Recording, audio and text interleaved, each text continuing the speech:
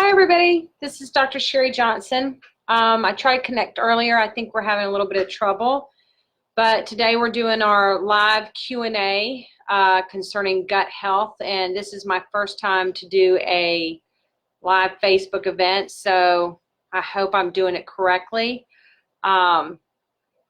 You're welcome to ask any questions during this.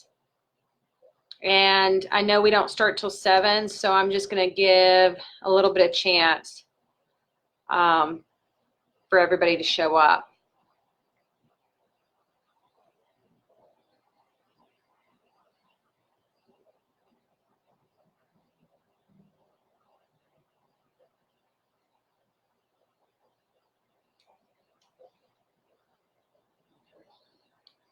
Hi guys, this is Dr.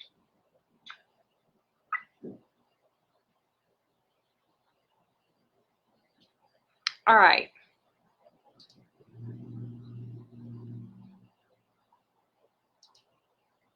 I hope we're up and running. I hope you guys can see me.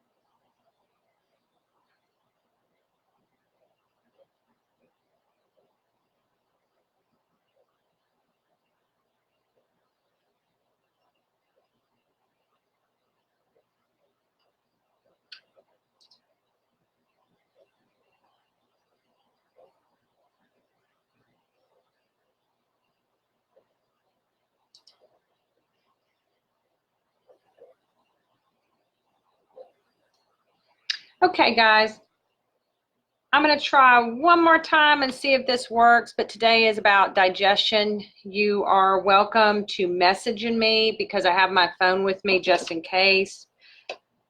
And I'm going to try to do this also on my phone. It looks like we're having some technical problems here. See what I can get done.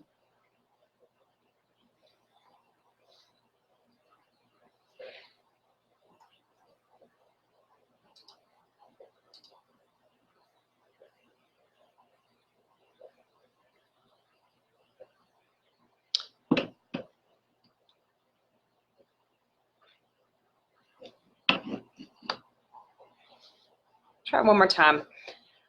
All right, guys, I'm just going to go ahead and try this, see if this works. I had to swap computers. Apparently, our internet service is getting lost, and I know we're about to have a storm, but I'm going to go ahead and just talk. So today, I'm taking any questions concerning digestive health. So this month, I basically have been doing videos, blogs, questions, answers concerning acid reflux, leaky gut, blood sugar, and weight loss. And I figured if anybody had questions, if you haven't read the blogs, you can ask me anything. But I was going to just add a few little pieces of information that I sometimes tell patients that I forget to add into my blogs or my comments. And I was actually talking to a patient today about leaky gut. And I have a little sign inside my office that says, do you have headaches and dizziness and ringing in the ears or tinnitus, stomach issues? And it says, stay away from these yellow packets. And she said, what is that supposed to mean? And I said, well, that's Splenda, or it's also sucralose. And I said, that is the worst thing for your gut. All these sugar-free drinks have sucralose in them, and they actually can lead to leaky gut.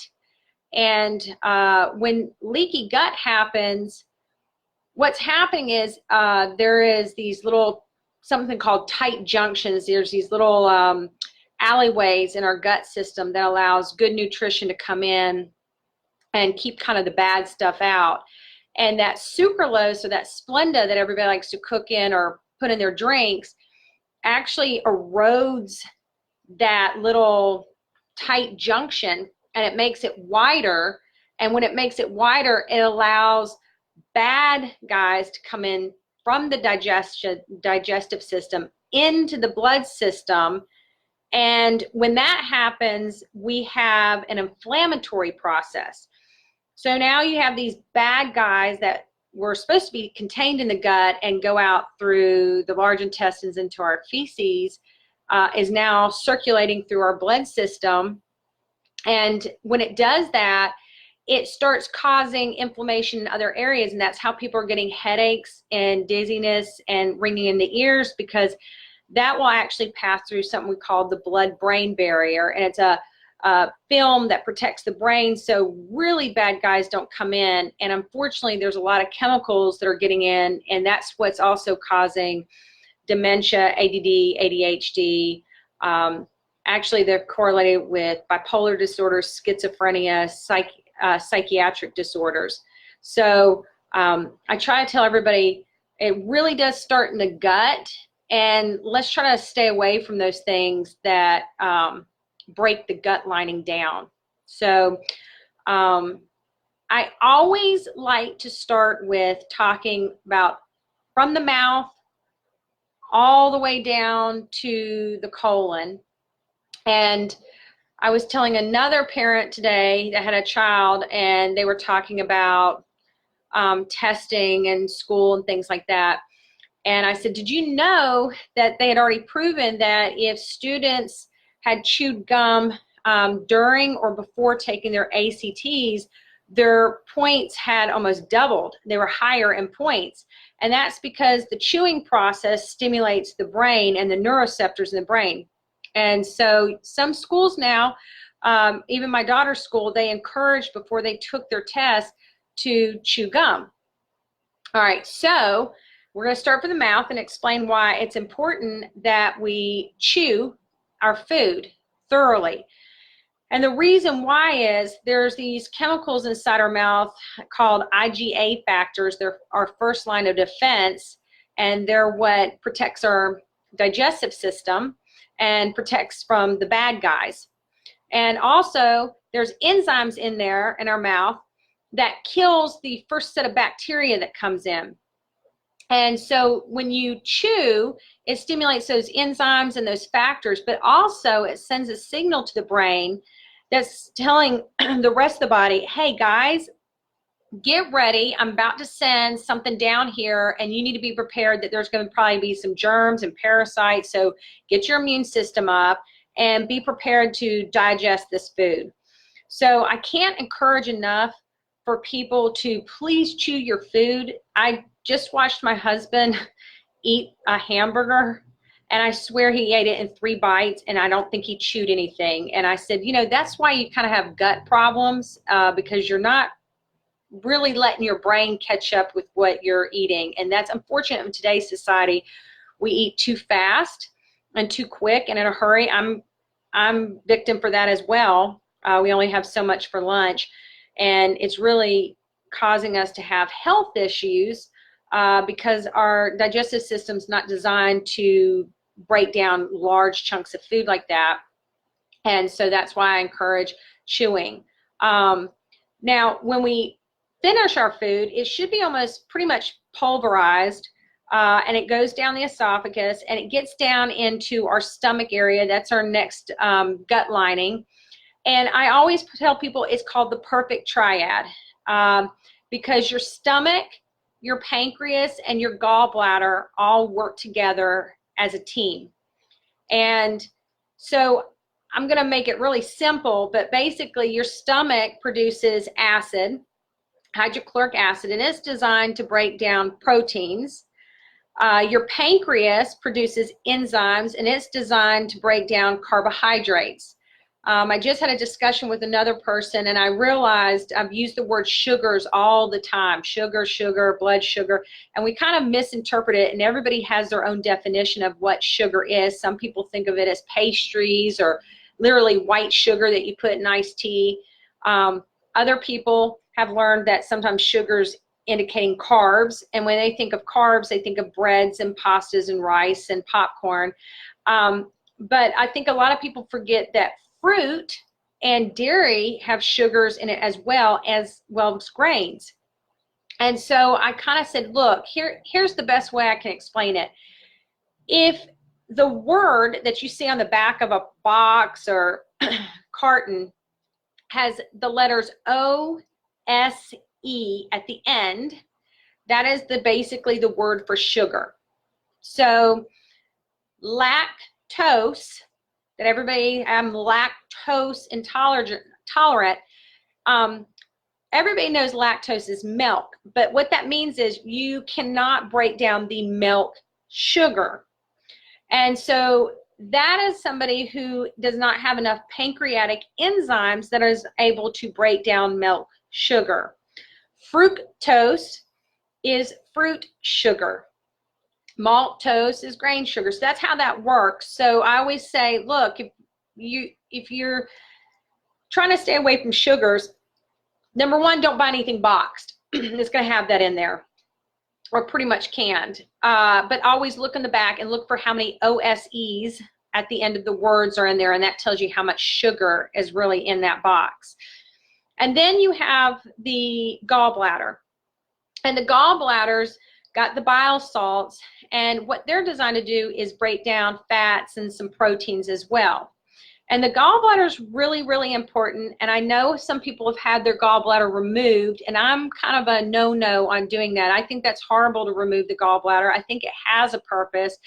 We now know that the gallbladder affects, it's the health of the gallbladder that helps prevent like psoriasis and eczema and cholesterol and things like that. Those bile salts are so important. And typically when somebody's gotten a gallbladder out because of stones, that's due to a totally different situation with some phosphorus and other things. So we try to encourage them not to get their gallbladder taken out. I know they're having a hard time, but if you have it taken out, you don't have those salts there to break down the fats. And if you ever listened to somebody who's had their gallbladder removed, number one, I hear them say that their doctor said, you can't eat this, this, and this now. Well, that's because it breaks down those fats. And number two, they seem to always have digestive issues now. And that's because that perfect triangle or triad, you took a major portion out of it. And so now your liver is having to work harder to help you with that.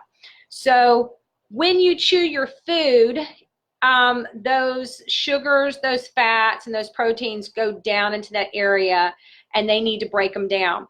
Now, typically people with acid reflux, there's not a lot of people with true acid reflux, and that means really their stomach lining is producing too much acid.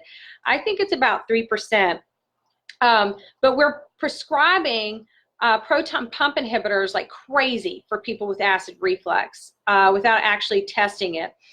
So what most acid is when people get it is food that is rotting in the stomach.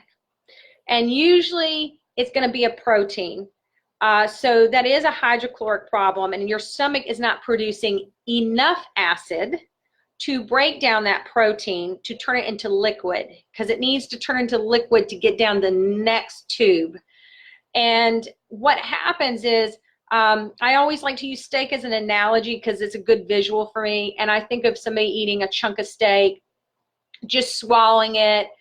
We're trying to get the acid to break it down, and we can't. And it's kind of like sucking a piece of steak through a straw, because it's got to get through that straw and it just can't do it. So what it does is it just sits in that glass or that stomach, and it just begins to rot. All right. So you're not just going to eat and starve for a day. You're just going to keep eating, and that's what we do too much. We keep eating, we keep eating, we keep eating. And what happens is that food is just rotting and rotting and rotting and filling up, and then it gets to the top of the stomach, and it starts coming up through the valve.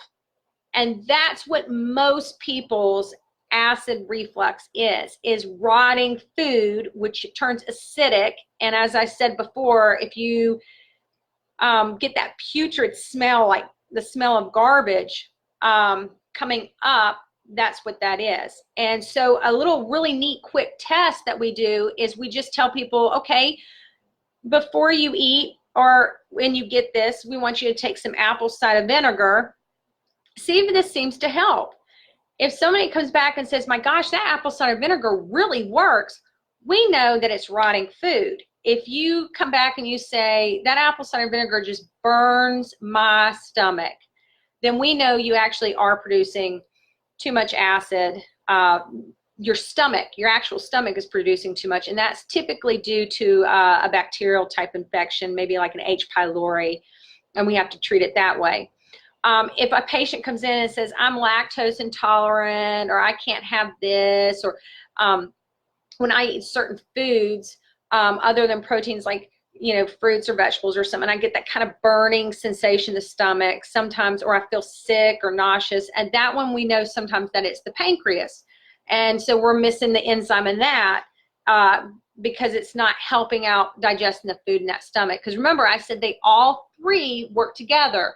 You only consume 3 types of products: fats, carbs, and proteins. So you've got to have something that breaks all 3 of those down. And so, and then we look at the fats. If somebody, usually about a weird bowel movement or not able to eat something fatty, we look at the gallbladder and we see what's wrong with that.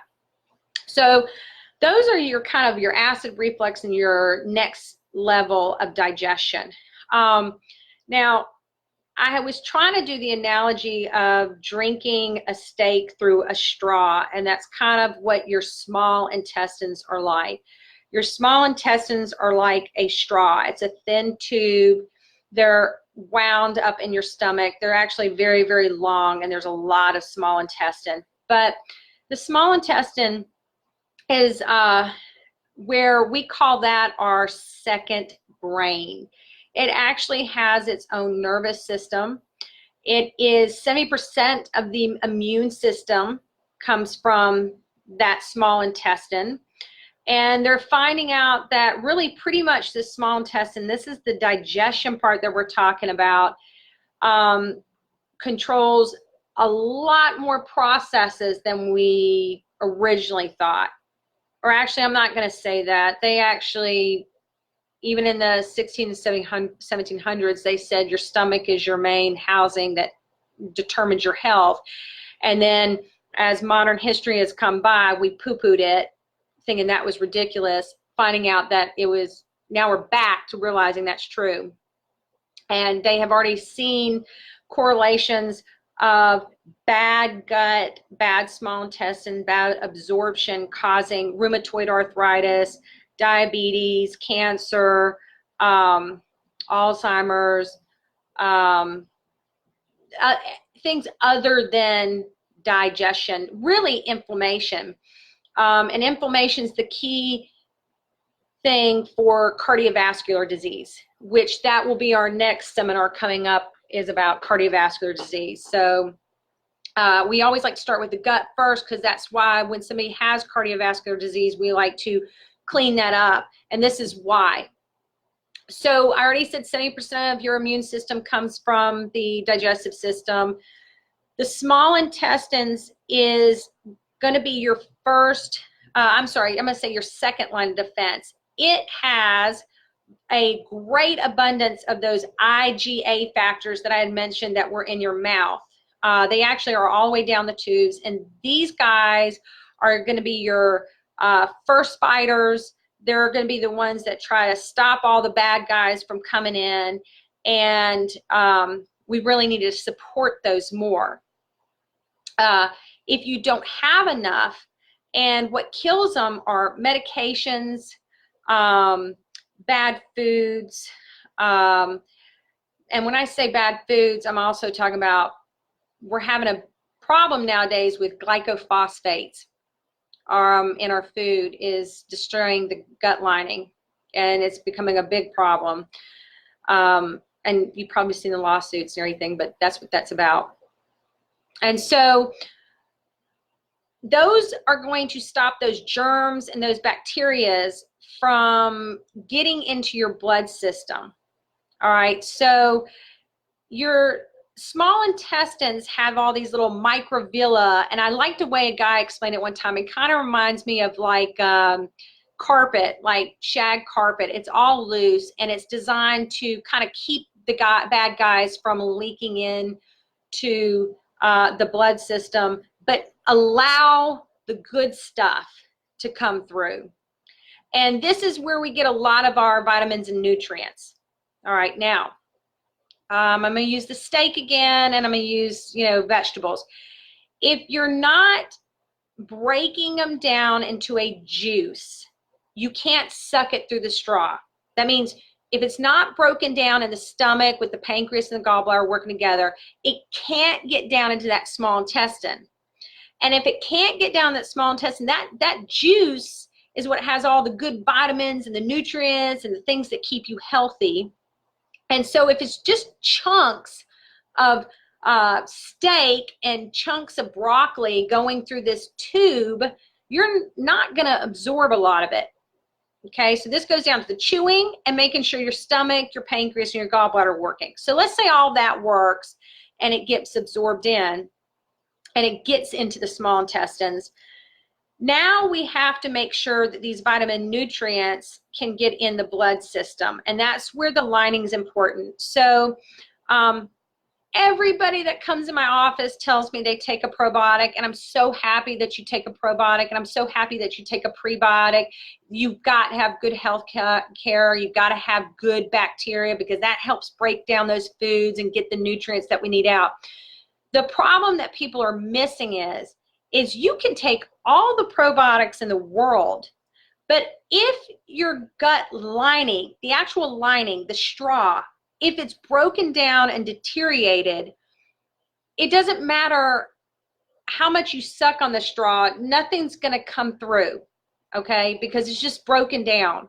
And that is what we're dealing with like the glycophosphates in the food, the NSAIDs, that's the ibuprofens in the leaves that people pop in, 3 or 4 or 5 a day, every day for back pain. That's not normal. That's not normal. And that is what's breaking down. Not only does that stop the acid from being produced in your stomach, but it's breaking down that lining. All right, so now that lining is really important because I mentioned tight junctions, and it prevents the bad guys from leaking through. So we're breaking that down, and now we're not chewing our food. We're killing our IgA factors. So these bad chemicals start leaking into the blood system. Now this is how we get food allergies and allergies. So everybody feels like allergy starts up here, and that's not really true. And the same with sinus problems. People think that they breathe something in, and that's what's making the sinuses like that. And even in Chinese medicine, the first thing I was taught in acupuncture is that your sinus problems, like right up here, or allergies, or anything skin problem, is actually an intestinal problem. You have really bad intestines, and things are leaking out, and they're not cleaning up, and so all the toxins are getting in your blood system and getting through the liver. And so I've told this to somebody, and I think it might make sense if I say it this way, but I'm going to use strawberries. I always tell people, look, really buy organic if you can, because they spray these pesticides. And the reason we had a rise in peanut allergies, and we still do, it's not actually the peanut. What it is if you think about a peanut shell, and you think about a strawberry, and you think about cantaloupes and things like that, look at them and they have these little tiny holes in them, or they have these divots in them. And if you're spraying pesticides and fungicides and things like that that are really toxic to the body, they're going to house or stay in those little pockets, or they're like in the little strawberry pockets. And so it's going to be very hard to wash that stuff off. And when you consume it, your little IgA factors that first start in your mouth attack it because they said that's weird, that's foreign, that's not right. And it starts sending signals to the brain. And the brain said, there's something coming in this person's mouth that's not supposed to be here. So it starts signaling down to the stomach saying, hey, you IgA guys, you need to kind of start getting together and start fighting this thing. All right. So they start doing it. But here's the problem. You have a leaky gut, as in your protective lining is not there anymore because maybe all the Advils or the leaves or the medications or whatever, maybe the glycophosphates you've been having a lot. I don't know, but it's not there anymore. And so that glycophosphate on that strawberry bit that's attached to the vitamin on it gets absorbed into the blood system and starts going around the blood system, okay? Now, your body has so many secondary, tertiary backup systems. So a white blood cell comes around and says, oh, this isn't supposed to be here. This isn't normal. So it sends something called cytokines. Cytokines are kind of, that's what's inflammation. And they come and they're supposed to grab them and take them out of the body and give them to the liver and say, get rid of this stuff. This is not even supposed to be here. All right, now that is exactly how our body works. But here's the problem. You keep eating pints and pints and pints of these glycophosphate sprayed strawberries. All right. And it's so much that the white blood cells are really profiling. That's what they're doing. Now they're profiling. And they're like, that strawberry's coming back in here again, and he's got that glycophosphate on there, and we're just going to go ahead and start an inflammatory process. I'm just going to spew out cytokines, which is inflammation.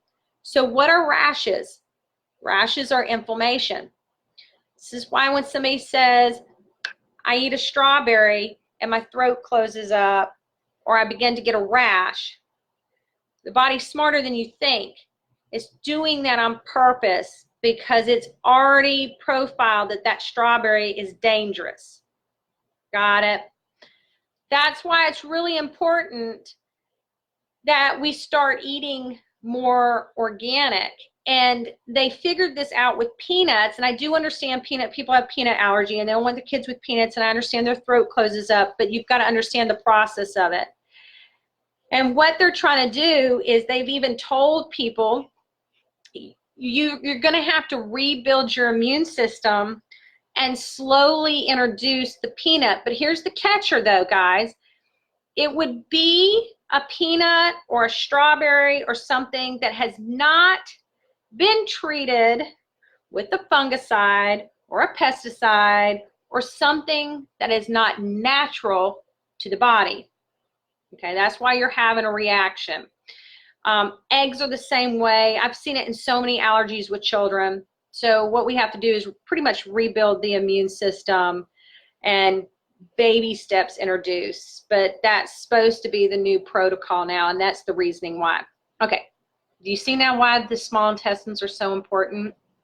So that's just using strawberries for allergies for an example. But anything, what happens is any chemical or any virus or anything, bacteria that leaks into the blood system gets traveled around, and the white blood cells try to protect it or pick it up, but sometimes it cannot, or it's too much.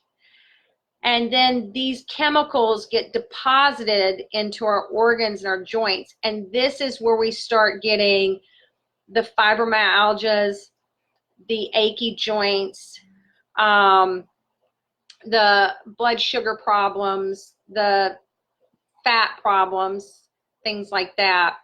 And so we really want to protect that gut lining. And there's several things that do that. There's several herbs. Berberine is absolutely one of my favorites. It's actually the recommended. It's a phytochemical found in different types of herbs. And this phytochemical is what they recommend. It will actually heal that lining. And so those are some things that we look at when we're looking at what they call it is SIBO. Small intestine bacterial overgrowth is one of those as well that we would treat for the small intestine. So we're going to move on, and we get through the small intestines and we get into the large intestines, and that's kind of where we start developing our waste material to get ready to expel it out. And some of the large intestines also absorb different nutrients. And if the large intestines can't absorb some of this, or we're having difficulty, or we're having constipation, one thing we do have to worry about is something called yeast overgrowth. And women have a tendency to think that when we think yeast, we're thinking vaginal or thrush for babies. But yeast loves dark, warm environments, and it loves sugar. And that's why I'm really big on decreasing our sugar intake. And yeast is sometimes why people have weight gain. And they said, I've dieted and I tried everything and I can't lose weight and I'm bloated in the belly all the time. And I've noticed I've been constipated and I've got dry skin and dry eyes, dry hair. That's because yeast loves to pull the moisture out of our body to help it grow. And so I like to tell people that I always twice a year do a good yeast cleanse. And for me, a good yeast cleanse is a good 4-week diet of basically nothing to feed the yeast. That means no breads and sugars, nothing with an ose at the end. But you have to be careful with the oses because your vegetables have sugar in it, cellulose. So, but I try to reduce fruit. And then what I do is I use certain herbs like Padiarco is actually one of my favorite to kill yeast. And then I do a gut cleanse to help with the berberine and aloe and other things to help support the small and large intestine, recoating it and flushing the yeast out. The reason I recommend people doing a yeast cleanse, you know, at least twice a year is if you look at the American diet, it's unbelievable. We eat so many carbs and so many other things. And, you know, alcohol makes yeast grow. Carbohydrates make it. Fruit, especially in the summer, we way overeat fruit. And if that yeast grows, it can spread. And we call that systemic yeast. And so that's where you get the thrush. That's where you get the vaginal issues. That's where you start feeling fatigued all the time. These are the people that I'm bloated, I've gained weight, I can't lose weight, I've got dry skin, dry eyes, I'm tired all the time, and I get tons of sleep. And that's when we start looking at yeast. Once we clean it out, the first thing that I have ladies come back and tell me, everybody says my skin looks so good. My skin glows. Well, that's because you're getting the water back into your skin, and so it looks better. So that's why we want to make sure the large intestines are clean. Now, when you have chronic sinus infections, that's kind of the first thing that makes me think you have a yeast overgrowth, because yeast is notorious for causing itchy ears. If you ever feel like you want to take your fingers and you're just always wanting to itch deep inside your ears, that's your first sign of yeast. And chronic sinus infections, or you're chronically blowing out yellow, kind of thick mucusy. Because this yeast is pulling the water out of the system, you start producing more mucus to lubricate. And that's why sometimes there may be more mucusy stuff coming out right through here. So I always like to tell people, think about yeast. We forget about it, and sometimes just a good yeast cleanse is going to fix a lot of things. And then I always tell them, it's funny, but in our household, poop is a hot topic. And I had somebody with their kids in there, and they were so embarrassed because I was asking about their poop habits. And I was trying to explain to them, I was like, poop should always be at the dinner table or talking at all, because in the old days, that's how you knew your health status. And I had a little poll. I've never tried this before, but one of the questions was, how many times should you have to wipe your butt after going to the bathroom? 0. It shocks everybody every time. If you have a very healthy system, you should be able to go to the bathroom in the woods without toilet paper or leaves. And that's a healthy gut. It should just come out clean, no problems. When you are having constipation, we sometimes have to think of yeast. And when you're having diarrhea, we sometimes have to think of parasites, or we sometimes have to think of the upper digestion as well. Are you not getting enough fat breaking down? The color is always important. When something's more yellow, we think of sulfur problems. So poop is always a really important topic. And the other one that's important that I ask everybody is, how many times do you go a day? I literally have heard people come in my office and say, I only go once a week. Y'all, that's not normal. You should be going the amount of times you eat. So, you know, if you're eating 3 times a day, I expect a pretty good, you know, at least 3 good bowel movements. At least one, depending on how you're eating. But you should always be going at least once a day. All right, so that is part of your digestive system. Now, what I did not mention that we've talked about before in the blogs is I do bring it up to my patients that sometimes we love to categorize ourselves with IBS or, well, Crohn's is part of the SIBO, but sometimes these digestive issues are actually parasites or worm problems. And we in America do not like to admit that we have parasites or worms.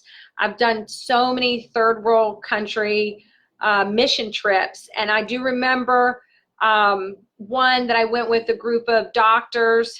They were new doctors, and they were trying to diagnose these kids, and I've done tons of them before this, and they were trying to pull out all these tests and figure it out, and I finally said, y'all, did you talk about their poop? These kids have worms. I could just bank on it.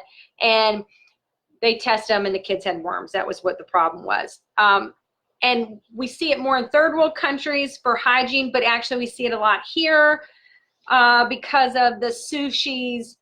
Everybody loves sushi here. Pork is notorious. So anytime you're having bowel issues, don't forget about parasites and worms. They do exist in this country. So does anybody have any questions? I see a couple people here. If you have any questions, I'll be glad to answer anything. But I just wanted to do kind of a quick digestion part first. And then I can talk about blood sugar or weight loss if you like. So I'm just going to take a drink of tea for a second. So most people are going to be interested in weight loss as well. Blood sugar is actually one of my favorites that I like to talk about, but I'm going to go to weight loss before I forget about it, because it's not one of my favorites to talk about because there's so many factors for weight loss. So we talked about the yeast. We talked about, and I just had somebody ask about loose stool in the yeast cleanse. For a yeast cleanse, if you're taking something to push the yeast out, yes, it's normal to have loose stool. Because a lot of times yeast cleansers, what you're trying to do is you're trying to kill the yeast. Well, actually, I'll make it really easy. The protocol that we do is, first of all, we want to starve the yeast, and that's where the diet comes in. Secondly, this is where the Podiarco comes in. We want to kill the yeast. But I'm going to kind of explain that I still like using bread as an analogy, because if you've ever done biscuit dough or yeast, it's sticky to your hands And so when you touch it, it gets sticky. You just feel like you're constantly doing this all the time, trying to and peel it off. That's what's happening with sometimes loose stool. What it's doing is when you're killing it, you take usually a supplement to kind of flush it out real quick, kind of like running it underwater because it's so sticky. And so what you're doing is you're trying to flush it, then the next layer you're killing it, you're flushing it, the next layer you're killing it, and you're flushing it. Usually by the time you get to the last layer and you've killed most of the yeast and flushed out, bowel movement should be normal at that point. I mean, you should be having a normal poo. You should be feeling pretty good. And I think most people say the first thing they feel is they don't feel as bloated. They feel like that low belly has decreased considerably. And I'm talking about, I have had men come in and they're like, my shirt is so loose and I haven't even been working out or anything. They've just been doing the yeast cleanse. I'm like, yeah, when it starts cleaning it, your stomach starts shrinking. I mean, it's not a magic potion or anything. It's just, that's what's causing that bloating. Because again, I told somebody else, I always, like I said, you like to use bread. And I think about when you put a bread, the yeast in the bowl, the bread bowl, and you put the saran wrap over the top. And you know, it's a size maybe like this. And you put the saran wrap on the top and you put it up in a dark spot. And then, you know, when you pull it out, first of all, that small ball is humongous. And then what's under the saran wrap? It pops up like a bubble because of the air. And that's what's making your belly stick out, because there's so much air popping up, you know, and we just got to release that. So I had somebody else ask me about acid reflux. Typically, the acid reflux, if it's been going on for a while, when I want to know, and I said this earlier, but when I want to know if it's really rotting food, I typically recommend somebody doing apple cider vinegar. I find that this to be the simplest. And if apple cider vinegar seems to help subside, it will not get rid of it. If you've got a bad case of it, apple cider vinegar is not going to do it. I mean, it'll help it, and you'll say, yeah, it eased it, but it just didn't go away. But it's my first sign that it's the rotting food and not the hydrochloric acid. And then most people say, well, how much do you take? So Bragg's is the best one. They've got it on the back of their bottle. I'm not going to lie to you. I tell everybody take about a tablespoon. And I think it's supposed to be like a teaspoon or 2 teaspoons. I don't know. But I tell them take a tablespoon. And then I say put it in a little bit of water, because unless you like drinking pickle juice, most people don't like to chug apple cider vinegar down. And so it's easier for me to have them put about that much water, throw the apple cider vinegar in there, and then just chug it really quick instead of drinking like an 8-ounce glass. Or if you can do it, if you can do the tablespoon, which I don't mind the taste, just pop it back. Don't do apple cider vinegar pills. I've had people do that. You have to understand they're in a capsule. They have to get down, and then you have to wait for your stomach acid to break the capsule. Well, we just said that probably that pill is just landing in rotten food. When you do the juice, it gets down quicker. And also when you do the juice, remember I said it starts in the digestive enzymes, start in the mouth first. It signals the brain, hey, get ready, something's coming down here. And then that's what triggers the body enzymes to respond quicker. So I always start with apple cider vinegar first. I think that's the easiest one. And then if that doesn't resolve it, it means you have too much acid. Now, a trick for that one is if somebody came back and said, I did that apple cider vinegar and it burned my stomach, I'll ask them to do goat's milk. And I'm not a big fan of goat's milk, and I definitely would not do canned goat's milk. We're going to get into a lecture about heavy metals and how it's bad for you, and aluminum cans are really horrible for you. Also, that causes dementia. So I usually say, you're not supposed to legally do this, but I usually tell them, go down to the pet store. They usually sell real goat's milk. from Alabama, and you want that fat that's in there, drink that. And if it seems to stop the acid, because goat's milk is phenomenal as an anti-inflammatory as well. And it heals tissue lining, just to let you know. But if that resolves it, then you probably have something like H. pylori, which is more common than you think, or you have a medication that's triggered the pH of your stomach off, and so you've got the glands that are secreting through the stomach are overactive. That's sometimes a medication problem as well. So you would have to look and see what you're taking. Always look at the secondary side effects on medications. So there's other things that you can do other than apple cider vinegar. We just found that seems to be easier. The other one is sometimes what you can do is you can try a probiotic, but remember, a probiotic is more of a bacteria. I'm trying to think of something else that we usually recommend. I actually have something here called Zypan. And Zypan is basically hydrochloric acid in a pill. So sometimes if somebody said, I can't do apple cider vinegar, I'll give them a sample of Zypan. And I'll just say, well, try this before you eat your meal. And I'll give you 3, one before each meal. And if it doesn't bother your stomach, then you're low on it and we need to rebuild that acid. And that's actually simple. That Zypan, I've given that to people, and in less than a month, they're off all their paralysis. They don't even have to take the Zypan anymore. We have to just build that acid up. Same as the pancreatic enzymes, we have to build those up too. So sometimes when I start somebody and I know they have an enzyme problem, and an enzyme problem will also mimic sometimes acid reflux.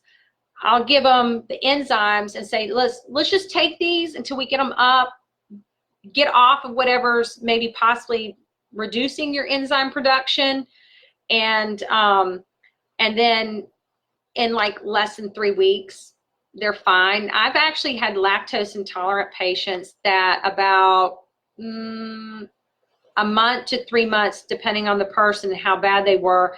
I have one girl that about 3 months afterwards, she came back, she goes, I can't believe it, but I've eaten, I can eat cheese pizza now. Girl couldn't even smell cheese without having issues. So everybody's body's a little different and how bad you've destroyed it and how long you've had the issue.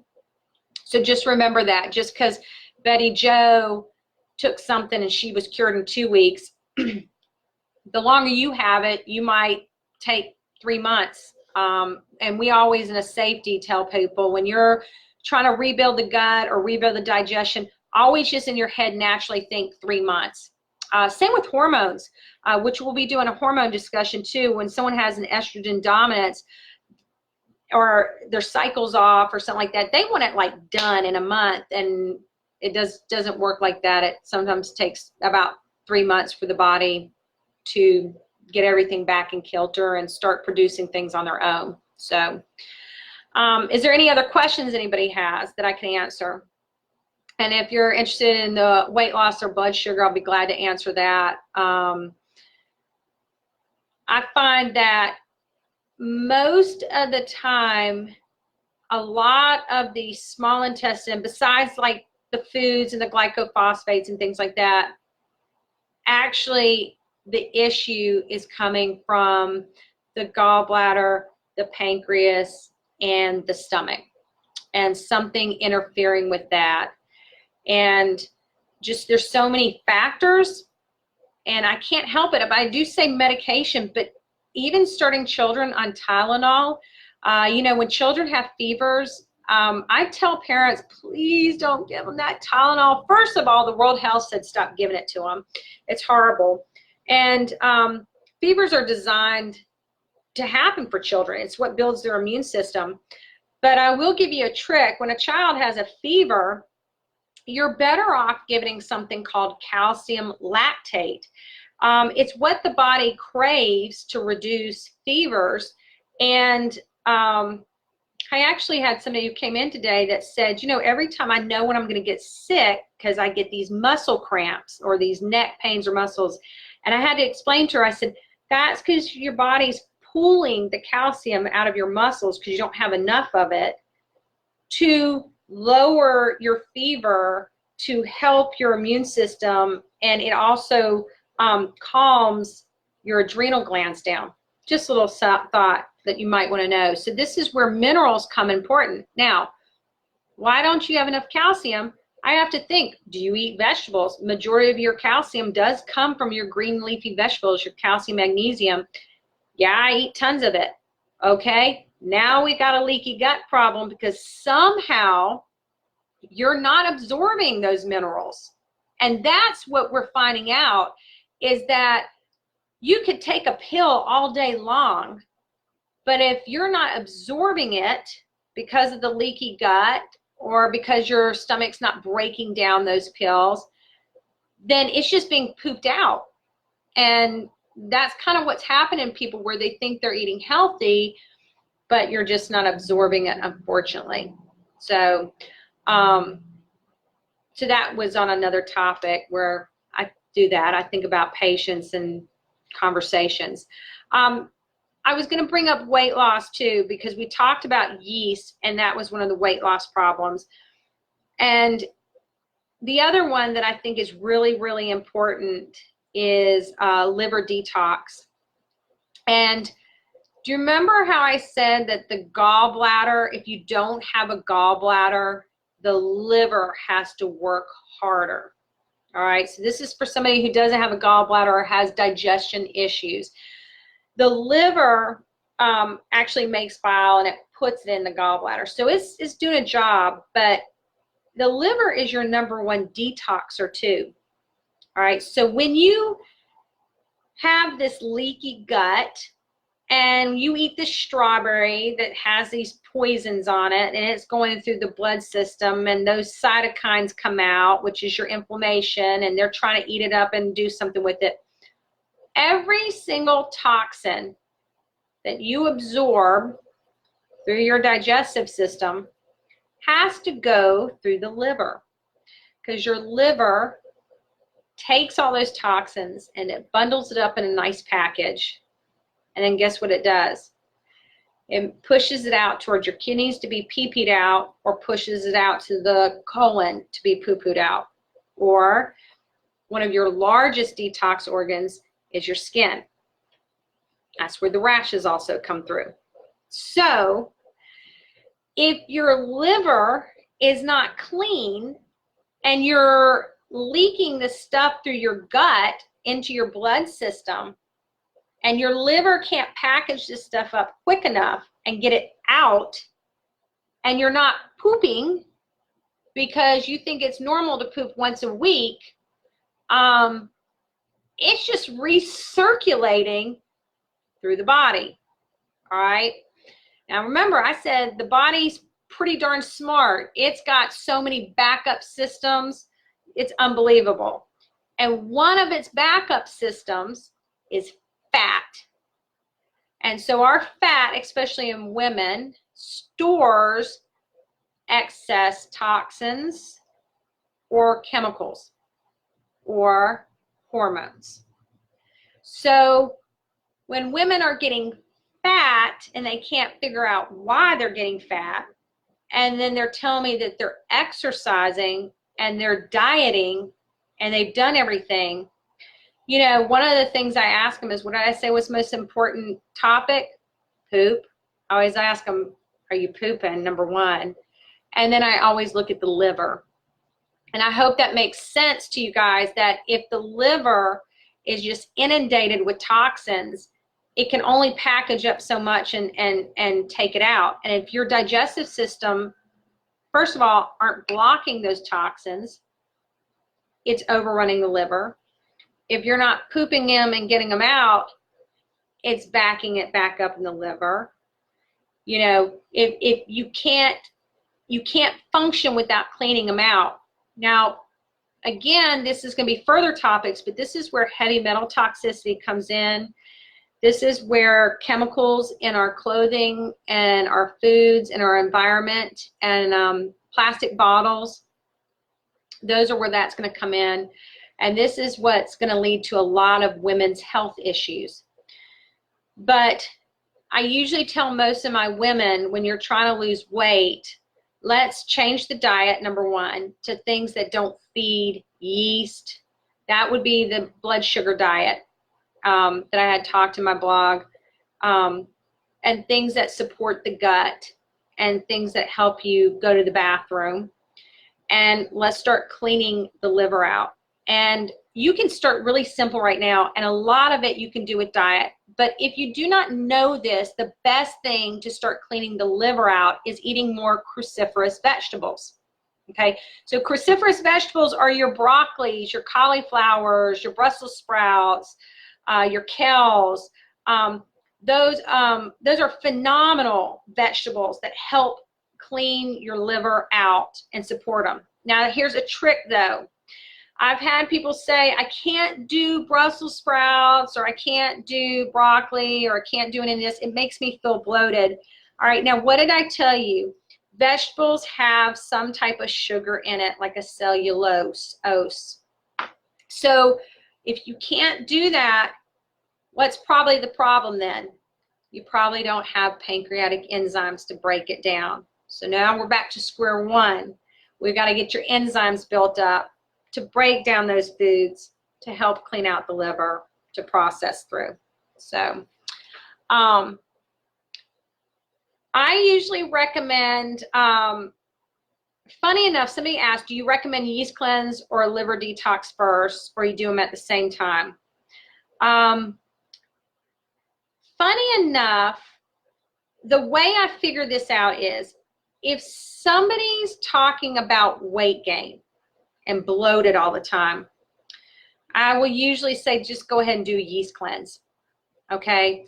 But the liver detox, if somebody's saying, I'm having difficulty sleeping, I feel like I've got thyroid problems, I feel like I have hormone problems, I'm gaining weight, I'm gaining weight in the stomach and the thighs. That's a hormone problem usually, okay? I will typically recommend the liver detox first. If it's more, I'm gaining weight in my stomach and I feel bloated all the time, and I feel like if I eat food, as soon as I eat it, I feel full, and I gotta loosen my belt all the time, and I've been tired lately, and my skin doesn't look good, and I just don't feel good, and I've got brain fog, I think yeast. If we start dealing with hormones, thyroid, something like that, aches and pains all over, I got horrible joint pains, it's liver. Now, it never hurts to do both of them. So sometimes, if I'm really not sure, I'll put somebody on the yeast cleanse, because 90% of the time, the yeast cleanse is going to, remember I said we usually give a supplement that heals the gut lining anyway, which stops the bad toxins getting into the blood system, which doesn't have to be picked up by the liver, which is not inundating the liver with bad toxins. That's why it's kind of a catch-22. If I do a liver cleanse, usually I'm going to heal that, and gives the liver a break, and it can finish cleaning things out. But if I'm not sure, I'll give them the yeast cleanse, and I'll say, you need to eat more cruciferous vegetables, and we need to flush the liver out as much as we can. The other thing that I love that's phenomenal for livers, and I've literally seen lab tests reverse, like for cirrhosis of the liver, is milk thistle. I love that. It's also called silymarin, is the actual herb. They have two different names, but you can buy the tea. I've put people on the tea, I've put people on the pills. Phenomenal liver cleanser. So I would recommend that as well. I used to drink that tea all the time. I actually drink Padiarco tea. I like tea because it's not high doses, and you can do it throughout the day, and it adds a little bit. Now, Padiarco, is actually one of my favorite herbs. I've been using that since I was a kid. It's an antiviral, antibacterial, anti-yeast, antifungal. You can't legally say it now, but all the herbalists called it an anti-cancer as well. And I do know that I work with a lot of oncologists. That herb and red clover are the two that I've never had them argue with me when I want to put a patient on it. So that's my favorite antifungal herb, or anti-yeast. I actually give it to children. That's how safe it is. You can buy the extract and you just put it under the tongue. I used it for my child actually when she had scarlet fever, and it cleared up 50% in the next day. And I've used it for yeast and thrush before. So that's one of my favorites as well. Any other questions, concerns? I didn't touch blood sugar as much, and I can do that on the next Q&A. I do appreciate that y'all got on here and listened to me and asked questions. And I just do want to let you know that we are having another set of lectures. And the next one we're going to be talking about is cholesterol. What's the truth about cholesterol, and should you take a medication? Blood pressure, and heavy metal toxicity. That's going to be part of that, why I explained leaky gut first, because heavy metals are one of the things that get in and float around in our blood system and clog up the liver, and it causes such a problem for people. And then we'll be getting into the endocrine system, which means that's your hormones, female issues, male issues. Any other questions? I think I've said till 8, and we've hit 8 o'clock. And if you like this, please share it. I think this is supposed to be recorded. If you have any more comments or questions, don't hesitate to message me or email me, and I'll do my best to answer. Thank you guys, and have a great night. I appreciate y'all participating.